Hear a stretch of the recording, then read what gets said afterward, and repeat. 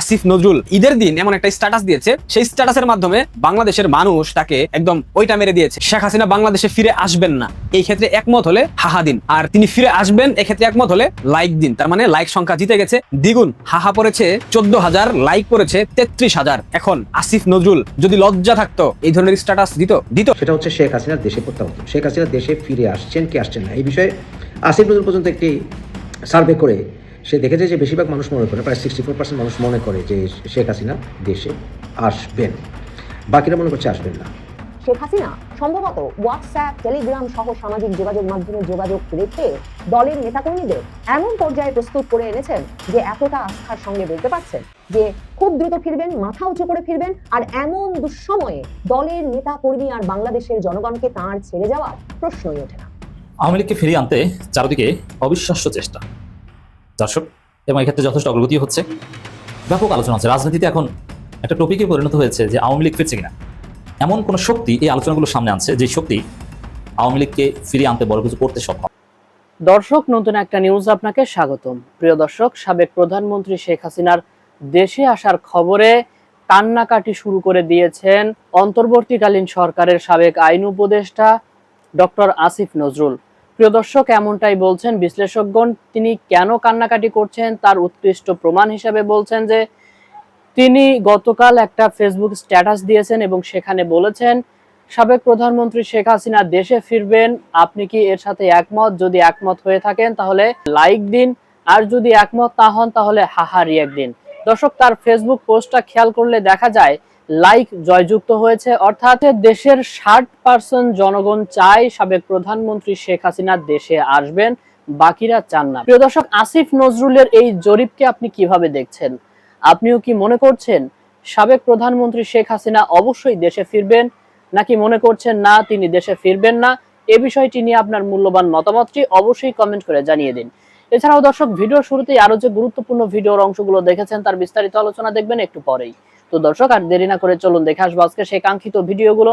তবে তার আগে বলবো, যারা এখনো চ্যানেলটি সাবস্ক্রাইব করেননি অবশ্যই চ্যানেলটি সাবস্ক্রাইব করে পাশে থাকা বেল আইকনটি ক্লিক করে দিন। আর যারা ইতিমধ্যেই চ্যানেলটি সাবস্ক্রাইব করে রেখেছেন তাদেরকে অসংখ্য ধন্যবাদ। তো চলুন দর্শক, ভিডিওটিতে একটি লাইক দিয়ে আমরা ধারাবাহিকভাবে সবগুলো ভিডিওর আলোচনা দেখে আসি।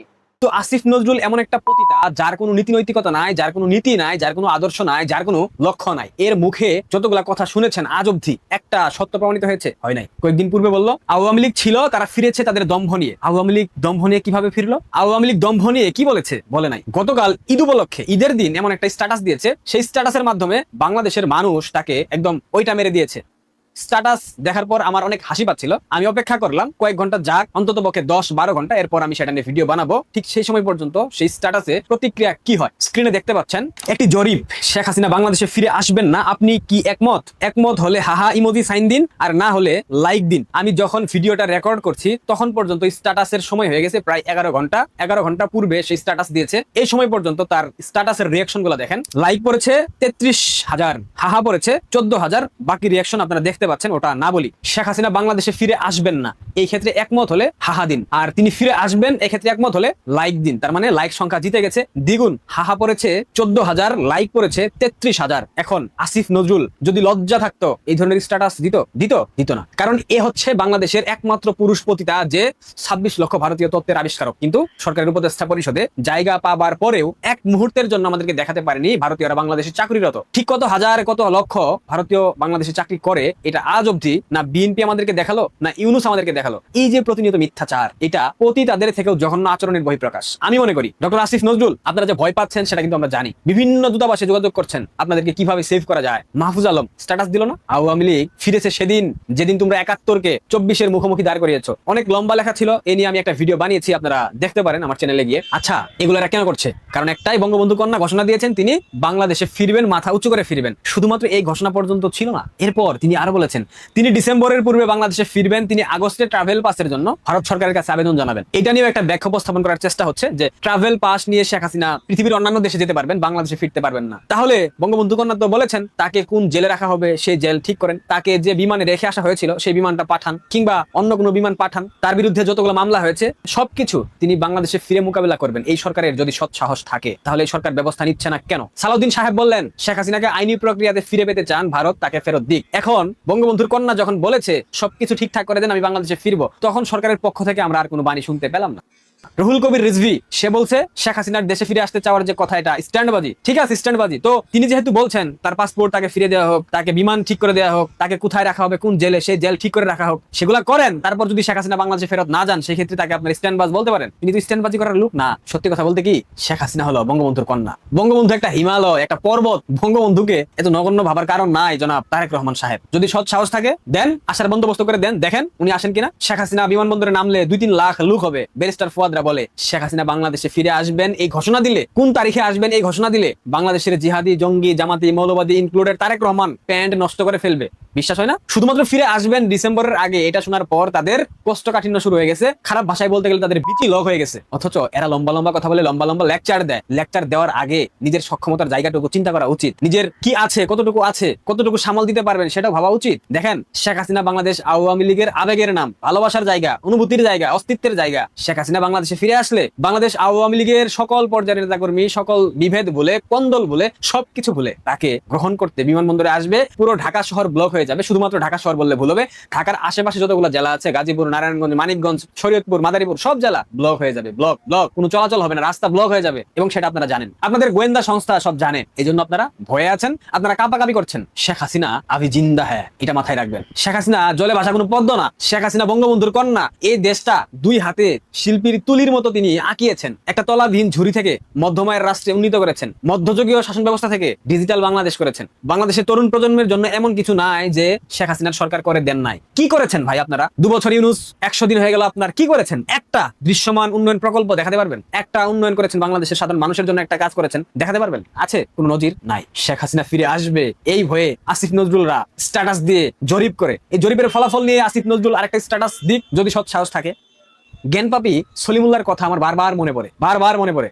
সে বলেছিল আওয়ামী লীগ আর বাংলাদেশে কোনোদিন উঠে দাঁড়াতে পারবে না। যদি পারে তবে আমি মনে করি আমি এতদিন রাজনীতি নিয়ে যা পড়াশোনা করেছি সব বৃথা। এই জ্ঞানপাপী সলিমুল্লাহ খান, আপনি আদৌ পড়াশোনা করেছেন? সন্দেহ হয় আপনার কথাবার্তার ধরন দেখলে। আওয়ামী লীগ তো দাঁড়িয়ে গেছে এখন, তার মানে আপনি তো ঘোষণাই দিয়েছিলেন আপনার সব পড়াশোনা বৃথা। দয়া করে আর কোনো টক শোতে গিয়ে কথা বলেন না, এগুলো মানাই না। যাই হোক প্রিয় দর্শক, সুসংবাদ হলো এটাই, মাননীয় নেত্রী বঙ্গবন্ধু কন্যা উনি সুস্থ আছেন, সবল আছেন, স্বাভাবিক আছেন এবং উনি খুব শীঘ্রই বাংলাদেশে ফিরবেন। উনি কিন্তু আরেকটা ঘোষণা দিয়েছেন, জানেন? উনি ঘোষণা দিয়েছেন উনি বাংলাদেশে কবে ফিরবেন সেই সিদ্ধান্ত একমাত্র ওনার। এখানে ভারত সিদ্ধান্ত নেবে না, কারণ ভারত সিদ্ধান্ত নেওয়ার এখতিয়ারও রাখে না। তিনি ভারতের সম্মানিত অতিথি, ভারতে গেছেন। বাংলাদেশের আভ্যন্তরীণ রাজনৈতিক বিষয় নিয়ে ভারত কখনো কথা বলেনি, কখনো কথা বলবে না। শেখ হাসিনা কবে ফিরে আসবেন এটা তার সিদ্ধান্ত। বাংলাদেশে শেখ হাসিনা ফিরে আসার মতো প্রেক্ষাপট অলরেডি সৃষ্টি হয়ে গেছে। আপনারা মানেন কিংবা না মানেন, শেখ হাসিনা আসছে, শেখের বেটি আসছে। আমি বলে গেলাম খুব শীঘ্রই আসছে। কবে আসছে সেটা বলবো না, তবে আসছেন।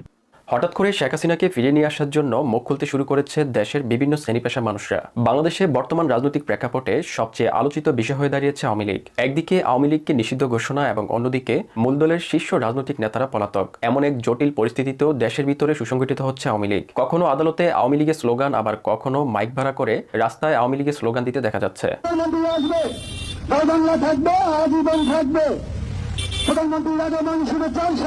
দর্শক, আওয়ামী লীগ ফিরে আসুক কারা কারা চান এবং দেশ পরিচালনায় কোন রাজনৈতিক দলটি যোগ্য বলে মনে করেন, আপনাদের মতামত অবশ্যই কমেন্ট করবেন। এদিকে বিএনপি সরকার গঠনের পর থেকে দেশে বিদ্যুৎ এবং জ্বালানি তেলের সংকটে টালমাটাল সারা দেশ। এই পরিস্থিতিতে দেশ পরিচালনায় শেখ হাসিনাকে যোগ্য বলে মনে করছে এই ব্যক্তিটি। আমি তো মনে করি আসলে শেখ হাসিনা দেশের আশীর্বাদ ছিল এই সরকারের কর্মকাণ্ডে। বিশেষ করেন আমি শেখ হাসিনা মাঝে মাঝে ভাবতাম যে কোনো খারাপ কিছু করে, শেখ হাসিনা যাওয়ার পরে ভাবছি না উনি ঠিক আছিল, এই জাতির লেগে এই প্রাপ্য ছিল। দেশের মানুষ আমি কয়েকবার কইছি অভাবে হইরা স্লোগান দিতে দিতে জয় বাংলা কয়া হ্যাঁ দিল্লি বর্ডার ক্রস করে দিল্লি যদি না গেছে শেখ হাসিনা আনন্দ লেগে আপনি দেখেন আর 2 মাস অপেক্ষা করেন। আরে ভাই, দেশ চালানিকে তো সহজ, অনেক কিছু মেনটেন করিয়া কূটনৈতিক সম্পর্ক বজায় রেখে তখন দেশ চালাইতে পারে। ওইটা শেখ হাসিনার মাথায় আসিল মিয়া। তারেক রহমান কথাই তো কয় না, একদম চুপচাপ, এত নিউট্রাল একদম প্রধানমন্ত্রী দেশ চলে, একটু বোঝা লাগে কিছু। শেখ হাসিনা মিয়া গ্রেট, শেখ হাসিনা গ্রেট, শেখ হাসিনা এক হিসেবে বাংলাদেশের রানী।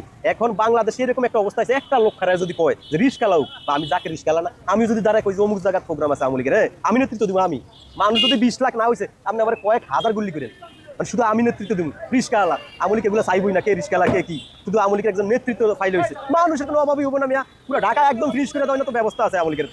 আওয়ামী লীগ আগে ছিল কয়েক হাজার বিভক্ত, ওই নেতার লোক, ওই নেতার লোক, ওই নেতার লোক, এখন সব একটা, সব হাসিনার লোক মিয়া। শুধু একটু স্পেস দেন, দাঁড়া করাইতে দেন যে আওয়ামী লীগ একটা মিটিং করবো। এই বাংলাদেশের ঢাকা শহরে এমন কোনো মাঠ নাই যে আওয়ামী লীগের মানুষ জায়গা দিব মিয়া। পুরো ঢাকা সবার দাবায় দেওয়ার মতো ব্যবস্থা আওয়ামী লীগের আছে। আর যদি আমি আওয়ামী লীগের যদি আমি এই যে নিকৃষ্ট একটা লোক, এই লোকটা যদি নেতৃত্ব দেই, 20 থেকে 50 লাখ মানুষ হবো মিয়া, নয়তো আমার সরকারের কোন জিত করে আমার একটা স্পেস দিতে কোন দেখায় দেয়, মানে আওয়ামী লীগ এমন জনপ্রিয় দেশে এখন মিয়া। বাংলাদেশে আওয়ামী লীগের রাজনীতি নিষিদ্ধের পর দেশে প্রাচীন এই রাজনৈতিক দলটির অস্তিত্ব সংকটে পড়েছে। বাংলাদেশে কার্যক্রম নিষিদ্ধ থাকায় আন্তর্জাতিক অঙ্গনে নিজেদের অবস্থান জানান দিতে মরিয়া হয়ে উঠেছে দলটি। লবিং এবং আইনি লড়াইয়ের অংশ হিসেবে এবার জাতিসংঘের দ্বারস্থ হচ্ছেন দেশের 173 জন আইনজীবী। সম্প্রতি কক্সবাজার জেলা আইনজীবী সমিতির 173 জন সদস্য জাতিসংঘের মানবাধিকার বিষয়ক হাইকমিশনারের কাছে একটি যৌথ আবেদন জমা দিয়েছেন। তাদের মূল দাবি আওয়ামী লীগের রাজনৈতিক কার্যক্রমের উপর থেকে নিষেধাজ্ঞা প্রত্যাহার করা। আইনজীবীদের মতে সন্ত্রাস বিরোধী বিল 2026-এর মাধ্যমে এই প্রাচীন রাজনৈতিক দলটি নিষিদ্ধ করা সংবিধানের 38 অনুচ্ছেদ এবং মৌলিক অধিকার চরম পরিপন্থী। তারা মনে করছেন যথাযথ বিচারিক প্রক্রিয়া ছাড়া এমন সিদ্ধান্ত প্রকৃত ন্যায় বিচারের নীতি লঙ্ঘন করে। আওয়ামী লীগের বিতর্কিত শাসনামলকে কেন্দ্র করে আওয়ামী লীগের বিরুদ্ধে বিভিন্ন অভিযোগ রয়েছে। অভিযোগের প্রেক্ষিতে আওয়ামী লীগের দোষের জন্য তাদের শাস্তি হওয়া উচিত। তবে আওয়ামী লীগের নিষিদ্ধের বিষয়টি ভালোভাবে নিচ্ছে না এই মানুষগুলো। নিষিদ্ধ করা যাবে না তো, বড় দল আওয়ামী লীগ যদি অন্য করে থাকে অন্য সাজা হবে, তার মানে তো এটা নিষিদ্ধ হবে না, কারণ এটা একটা বড় দল। আমি বৃহত্তম দল বাতিল করি, এখনো মানুষ 40%, আর এখনো বাংলাদেশের মানুষ আপনি ভোট দিয়ে থাকেন 40% আওয়ামী লীগ, এই দলে আপনি বাতিল করি। আওয়ামী লীগ যদি পাপ করে থাকে তা পাবে সাজা আছে, আর মানুষ তো বুঝে গেছে সরকার পতনে বলে যে দেশে কি হবে। মানুষ এখন সেটা বলছে যে আওয়ামী লীগটা ভালো দল না খারাপ দল, এখন কিন্তু মানুষ বলছে সরকার পতনে পড়ে, এর আগে বলছে মানুষ আবার আওয়ামী লীগের চায়। আওয়ামী লীগ সরকার গেছে, কিন্তু আওয়ামী লীগ ভাষাটা এই জাতির মুখে থেকে যতদিন বাংলা ভাষা আছে কেউ বুঝতে পারবেন না। তাহলে শেখ হাসিনা ওই দেশে পড়ে রয়েছে আজকা আপনাকে কারণে। এই দেশের জন্য জীবন দিতে জানে, যে দেশের জন্য বম্বাইন দা ট্যাঙের নিচে মরতে পারে বাঙালি, ওরা ডরায় না, মাথা নত করুন মা, ময়রা গেছি তো। আওয়ামী লীগের বিরুদ্ধে অভিযোগগুলোর মধ্যে সবচেয়ে বড় অভিযোগ হলো জুলাই ছাত্র জনতার আন্দোলনে গণহত্যার অভিযোগটি। শেখ হাসিনা সরকারের পতনের পর জাতিসংঘের প্রাথমিক রিপোর্টে 15 আগস্ট পর্যন্ত প্রায় 1400 মানুষের মৃত্যুর কথা উল্লেখ করা হয়েছে। একদিকে ডক্টর মোহাম্মদ ইউনূসের সরকার যখন 840 জনের মতো মৃত শহীদ শনাক্ত করতে সক্ষম হয়েছে, তখন জামাতের আমির 1200 শহীদের বাড়ি পরিদর্শনের দাবি নিয়ে সংসদ উত্তপ্ত হয়ে ওঠে। 5 আগস্ট থেকে 15 আগস্টের মধ্যে ঘটে যাওয়া হত্যাকাণ্ডের দায় এবং সঠিক পরিসংখ্যান এখন রাজনৈতিক আলোচনার কেন্দ্রবিন্দু। জুলাই গণহত্যার দায়ে আওয়ামী লীগের বিচার হওয়া উচিত, তবে তাকে নিষিদ্ধ করাকে সহজভাবে নিচ্ছে না সাধারণ মানুষরা। নিষিদ্ধ যেদিন শেষ হয়ে আর সেদিন আমার শেষ, যেদিন দেখবেন নিষিদ্ধ হয়ে জায়গা সেদিন আমার শেষ, তাহলে বুঝলাম যে যারা ভালো আর মন্দ চিন্তা ভাবনা করে পরে দিয়া। কিন্তু বিএনপি আমি বুঝতাম না, তারা বর্তমানে কয়েকদিনের স্বাধীন পাইয়া যে অবস্থা করতেছে, 10 টাকা 20 টাকা আদায় করতেছে, মানে খাম ছাড়া নিতেছে। আমি এটা রাজি নই। জামাত এটা ইসলাম ধর্ম, এটা মানি, তারা নীতির ভিতরে করবো, এটা আমি মানি। কিন্তু আমি বিএনপি বুঝতাম না, তারা 10 টাকা 20 খায়া আদায় করতেছে। মানে সমস্ত গার্মেন্টস ব্যক্তি ডবল নিতে আসে, আগে দিচ্ছে তখন দিতে না, এটা আমরা প্রমাণ পাই, এটা আমরা প্রমাণ পাই। আমি রাস্তার মধ্যে সবসময় আমি দেখি মানুষকে কয় আমি যদি একবারে বাতিল ওই জায়গা, তাহলে জামাতি দিতাম, বিএনপি দিতাম না। বিএনপিটা বহুত ক্ষতি করতেছে বর্তমানে কয়েকদিনে, হ্যাঁ নিজে ভোট হয়ে আসছে না, তাইতে যা ক্ষতি করতেছে মানুষের। 2000 স্বাধীন পাইয়া বয়, তাহলে আর উপায় নাই, এটা বুঝতে আসি।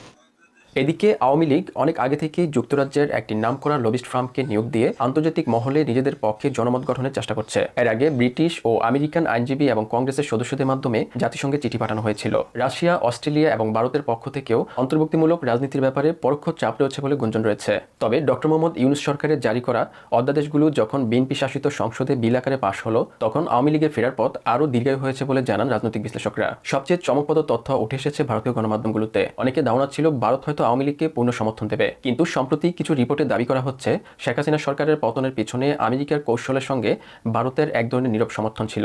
যদি এই দাবি সত্যি হয়, তাহলে আন্তর্জাতিক লবিংয়ে আওয়ামী লীগের সফলতা হওয়ার সম্ভাবনা কতটুকু তা নিয়েও বড় ধরনের সংশয় দেখা দিয়েছে।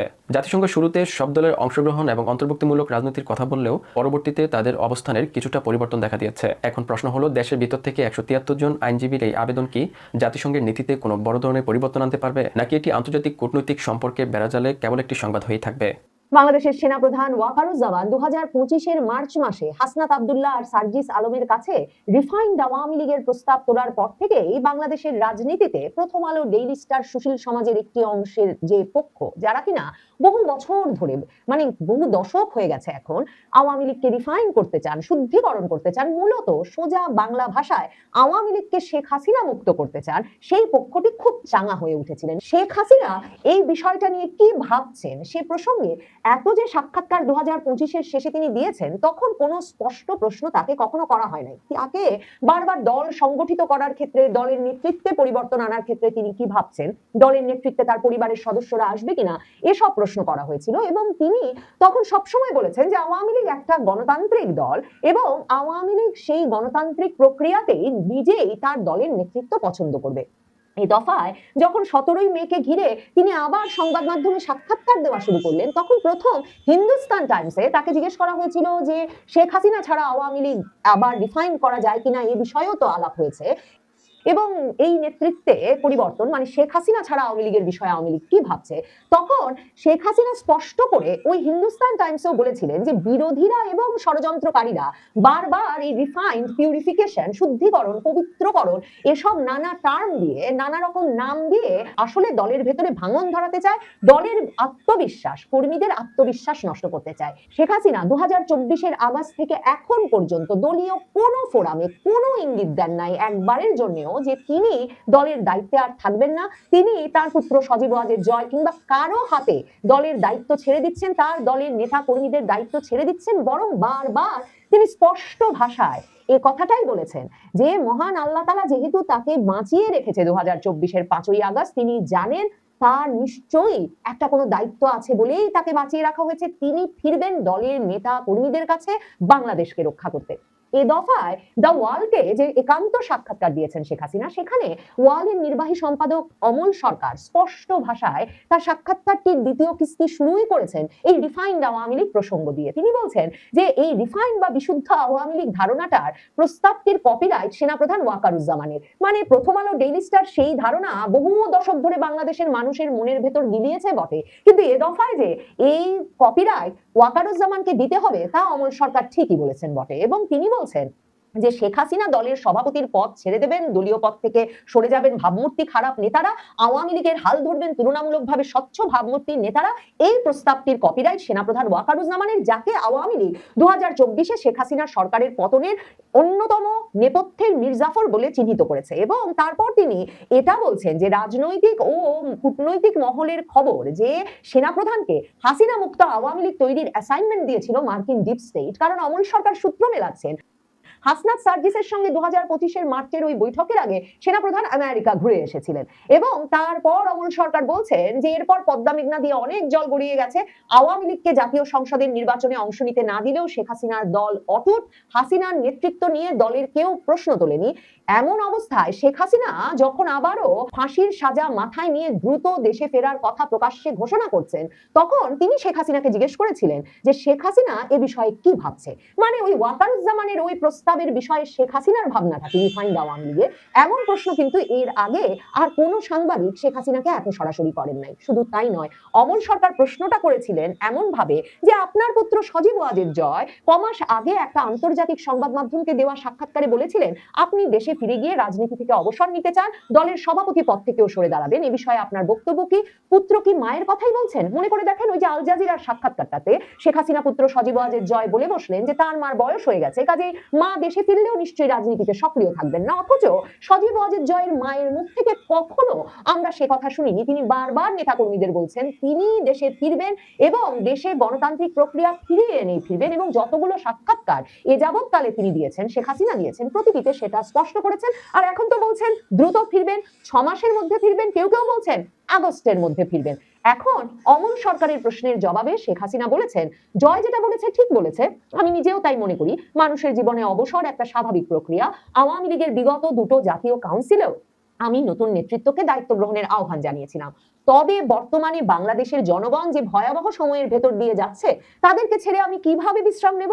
এই দুঃসময়ে দেশের জনগণকে আমি ছেড়ে যেতে পারি না। তার মানে শেখ হাসিনা কোনোভাবেই তার দায়িত্ব থেকে সরে দাঁড়ানোর কথা ভাবছেন না, পিছপা হবার কথা ভাবছেন না, কারণ তিনি জানেন যে তিনি গিয়ে দেশে গণতান্ত্রিক প্রক্রিয়া ফিরিয়ে এনে দলের নেতা কর্মী সমর্থকদের যে দুঃসহ পরিস্থিতির ভেতর দিয়ে যাচ্ছেন, বা শেখ হাসিনা এই সাক্ষাৎকারের প্রথম কিস্তিতেও যে বলেছেন যে দেশের প্রতিটি সেক্টর ধ্বংস করে ফেলা হয়েছে 2024-এর আগস্টের পর থেকে, সারা বাংলাদেশের যে আবহমান সংস্কৃতি, যে সম্প্রীতির সম্পর্ক মানুষে মানুষে, সেগুলোতে পুরোপুরি ভেঙে ফেলা হয়েছে। কাজেই জনগণকে নিয়ে আবার দেশ গঠনে, দেশ উদ্ধারেই তাকে ফিরতে হবে। শেখ হাসিনা সে দায়িত্ব থেকে কোনোভাবে নিজেকে সরিয়ে রাখতে চাইছেন না বা পিছপা হচ্ছেন না, বা তিনি এমন কোনো মানসিক অবস্থা বোধ করছেন না যে তিনি মনে করেন এই অবস্থায় নেতৃত্ব থেকে তার সরে দাঁড়ানোর কোনো উপায় আছে। কিন্তু অবসর তো শেখ হাসিনা নিতে চান। প্রতি কাউন্সিলে প্রকাশ্য বক্তৃতাতেই তো তিনি অবসরে যাওয়ার জন্য যাতে দল নতুন নেতৃত্ব নির্বাচন করেন সেটা স্পষ্ট করেছেন। শেখ হাসিনার সাক্ষাৎকারগুলো থেকে আমি আরেকটা বিষয় স্পষ্টভাবে বুঝি যে শেখ হাসিনা পুত্র সজীব ওয়াজেদ জয়কে নেতৃত্বে বসিয়ে দেবেন এবং তিনি আওয়ামী লীগের মতো একটা বিশাল দলের নেতা হয়ে বসবেন, কারণ তিনি শেখ হাসিনা পুত্র। এই সমীকরণটাতেও শেখ হাসিনা বিশ্বাস করেন না। শেখ হাসিনা মনে করেন যে দল একটা গণতান্ত্রিক প্রক্রিয়ায়, একটা স্বাভাবিক প্রক্রিয়ায় নেতা নির্বাচন করেই পরবর্তী নেতৃত্ব নির্বাচন করবে। শেখ হাসিনা এই সাক্ষাৎকারে সেটাও পরিষ্কার করেছেন। তিনি বলেছেন বাংলাদেশের জনগণের নিরাপত্তা, তাদের উন্নত জীবনমান, অর্থনৈতিক মুক্তি, গণতন্ত্র, আইনের শাসন, সকলের সমানাধিকার এবং আওয়ামী লীগের তরুণ প্রজন্মের নেতৃত্ব নির্বাচনের মাধ্যমে মুক্তিযুদ্ধের চেতনা ও আগামী দিনের সাফল্য নিশ্চিত করেই আমি অবসর নেব। সাধারণ মানুষের ভাগ্য নিয়ে দেশ বিরোধী কোনো গোষ্ঠী যেন ছিনিমিনি খেলতে না পারে, আমি সেটা নিশ্চিত করব। মুক্তিযুদ্ধের চেতনায় বলিয়ান নীতি, আদর্শ ভিত্তিক একটা সুখী সমৃদ্ধ সোনার বাংলা বিনির্মাণ নিশ্চিত করে তবেই আমি বিশ্রাম নেব। আমার এই জায়গাটা পড়ে একরকমের দৃঢ় বিশ্বাস জন্মেছে যে শেখ হাসিনা এই সংকটকাল যখন পার করছেন তখন তিনি দলের মধ্যে এরকম তরুণ নেতৃত্বের খোঁজ পাচ্ছেন যারা তিনি মনে করেন যে আগামী দিনে মুক্তিযুদ্ধের চেতনা ও আগামী দিনের সাফল্য নিশ্চিত করবে এবং একটা দেশ বিরোধী শক্তি যাতে কোনোভাবে বাংলাদেশের রাজনীতি নিয়ে আবার ছিনিমিনি খেলতে না পারে, মুক্তিযুদ্ধের চেতনায় বলিয়ান একটা দেশ গড়ে তুলতে পারে, এরকম একটা শক্ত তরুণ নেতৃত্ব তিনি আগামীর আওয়ামী লীগেও দেখতে পাচ্ছেন এবং তিনি বলেছেন যে তিনি সেটাও নিশ্চিত করবেন। তারপর অমল সরকার তার সাক্ষাৎকারে বলছেন তার মন্তব্য হিসেবে যে দ্য ওয়াল নির্দিষ্ট সূত্র থেকে জানতে পেরেছে মার্কিন যুক্তরাষ্ট্র সহ ইউরোপের কিছু দেশ আওয়ামী লীগের পুনর্বাসনের শর্ত হিসেবে শেখ হাসিনাকে সভাপতির পদ থেকে সরে যাওয়ার প্রস্তাব দিয়েছে। শেখ পরিবারের কেউ দলের নেতৃত্বে থাকুক সেটাও তারা চায় না। এই প্রস্তাবও আসলে হাসিনা ও শেখ পরিবারকে রাজনীতি থেকে মাইনাস করার পরিকল্পনারই অংশ এবং এর পেছনে বাংলাদেশের অপর দুই প্রথম সারির দল বিএনপি এবং জামায়াতে ইসলামীর মদত আছে বলে আওয়ামী লীগের অভিযোগ। এই কথাগুলো কিন্তু গত কয়েক মাসে 2025 থেকে বারবার বাংলাদেশের রাজনৈতিক আলোচনায় এসেছে যে এগুলো আসলে ইউরোপ আমেরিকার চাওয়া এবং তাহলেই আওয়ামী লীগ তো রাজনৈতিক পরিসরে ঢুকতে পারে, এমন একটা খবরও এমনকি আওয়ামী লীগের শুভাকাঙ্ক্ষী বলে পরিচিত বিভিন্ন মহলের মধ্য থেকেও সামাজিক যোগাযোগ মাধ্যম সহ বিভিন্ন জায়গায় প্রচারের চেষ্টা করা হয়েছে। এখন সাক্ষাৎকারে এ ব্যাপারে অভিমত জানতে চাওয়া হলে শেখ হাসিনা বলেন আওয়ামী লীগ একটা গণতান্ত্রিক দল, এই দলের নেতৃত্ব গঠনতন্ত্র অনুযায়ী কাউন্সিলের মাধ্যমে নির্বাচিত হয়। আমি নিজেও কাউন্সিলের মাধ্যমে সভাপতি নির্বাচিত হয়েছি, মানে 1981 সালে শেখ হাসিনার অনুপস্থিতিতেই কিন্তু আওয়ামী লীগের কাউন্সিল তাকে সভানেত্রী করার সিদ্ধান্ত নেয় এবং শেখ হাসিনা কিন্তু 1981 সালে সভাপতি হয়েই দেশে ফিরেছিলেন। এবং শেখ হাসিনা বলছেন কাজের নেতৃত্বে কে থাকবে কে থাকবে না সেই সিদ্ধান্ত গ্রহণের এখতিয়ার কেবলমাত্র দলীয় কাউন্সিল তথা আওয়ামী লীগের নেতাকর্মীদের। এক্ষেত্রে বাইরের কারো পরামর্শ অপ্রাসঙ্গিক, অন্য কারো প্রেসক্রিপশনে চলা আওয়ামী লীগের নীতিতে নাই। শেখ হাসিনা তাই বলছেন যে গণতন্ত্রের কথা যারা বলেন, মানে তিনি আমেরিকা ইউরোপের কথা বলছেন, আবার কোন দলের নেতৃত্ব নির্ধারণ করে দিতে চান, তাদের উদ্দেশ্যে বলবো এটা গণতন্ত্র নয়, এটা নতুন ধরনের উপনিবেশবাদ, কলোনিয়ালিজম। বাংলাদেশের মানুষ 1971 সালে রক্ত দিয়ে নিজস্ব সিদ্ধান্ত গ্রহণ ও ভাগ্য পরিবর্তনের অধিকার অর্জন করেছে। তারা কোনো নতুন উপনিবেশবাদ চায় না। শুধু আওয়ামী লীগ নয়, বাংলাদেশের আভ্যন্তরীণ রাজনীতির কোনো বিষয়ে বাইরের হস্তক্ষেপ কাম্য নয়। অমল সরকার প্রশ্ন করেছিলেন যে এই যে 2024-এর আগস্টে দিল্লি যেতে হওয়ার পর থেকেই তিনি টেলিগ্রাম, হোয়াটসঅ্যাপ সহ সামাজিক যোগাযোগ মাধ্যমগুলো ব্যবহার করে একেবারে জেলা, উপজেলা, ওয়ার্ড, ইউনিয়ন পর্যায়ের নেতাকর্মীদের সঙ্গে যে সম্পর্ক গড়ে তুলেছেন, যার ফলে তৃণমূল অন্য সময়ের চেয়েও বেশি সংগঠিত হয়ে উঠেছে এবং তৃণমূলের নেতাকর্মীরা সাহস মনোবল হারায়নি, দল অটুট আছে। এটা কি করে সম্ভব হলো? শেখ হাসিনা বলছেন 1981 সালেও তিনি যখন সব হারিয়ে দেশে ফিরেছিলেন তখন এই কর্মীরাই ছিল তার স্বজন, তার আত্মার আত্মীয়। তখনও আমি দেশের এক প্রান্ত থেকে আরেক প্রান্তে ছুটে বেরিয়েছি, কর্মীদের কথা শুনেছি, তাদের ঐক্যবদ্ধ করে গণতন্ত্র পুনরুদ্ধারের সংগ্রাম করেছি। কর্মীদের সঙ্গে এই নিবিড় যোগাযোগ জাতির পিতা বঙ্গবন্ধু শিখিয়েছেন আমাকে। বঙ্গবন্ধুর অসমাপ্ত আত্মজীবনীতে যেমনটা আছে, 1954 সালের যুক্তফ্রন্ট নির্বাচনের আগে বাংলাদেশ জুড়ে ঘুরছেন বঙ্গবন্ধু শেখ মুজিবুর রহমান, কুড়ে ঘরে যাচ্ছেন, সবচেয়ে দরিদ্র, সবচেয়ে অসহায় মানুষের সঙ্গে কথা বলছেন এবং স্বাধীনতার আকাঙ্ক্ষা ঢুকিয়ে দিচ্ছেন ওই মানুষের মনে।